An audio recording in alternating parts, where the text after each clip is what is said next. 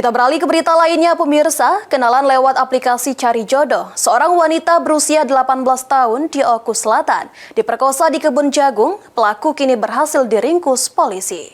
Berapa umur kau? Berapa umur kau? Hah? 21, masih sekolah kau? Rumah kau di mana? Umur kau?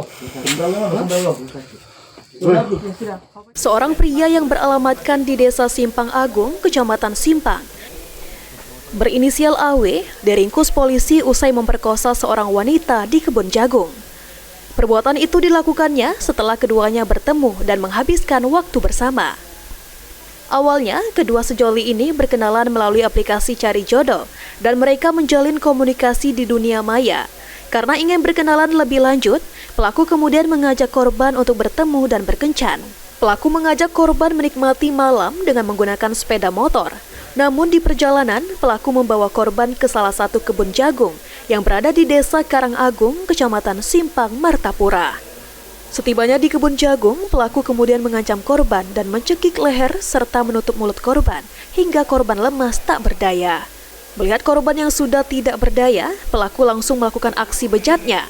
Setelah berhasil menggagahi korban, kemudian pelaku mengantarkan korban pulang ke rumahnya yang masih satu wilayah dengan kediaman pelaku. Korban yang tidak terima perbuatan pelaku kemudian menceritakan kejadian tersebut kepada orang tuanya, lalu melaporkan perbuatan pelaku ke pihak yang berwajib. Atas perbuatannya, pelaku dijerat dengan pasal tindak pidana kekerasan seksual dengan ancaman 12 tahun penjara. Setelah selesai makan, pelaku mengajak korban berkeliling. Jadi berkeliling menggunakan sepeda motor. Kemudian pelaku menghentikan kendaraannya di tengah jalan, tepatnya di Desa Karangagung, jadi kebun jagung di Desa Karangagung, Kecamatan Simpang, Kabupaten Oku Selatan. Memberhentikan kendaraannya, kemudian melakukan tindakan kekerasan terhadap korban dengan menarik tangannya hingga terjatuh, kemudian menindih korban, kemudian mencekik leher dan tangan kirinya menutup muka atau mulut dan hidung sehingga tidak bisa bernapas.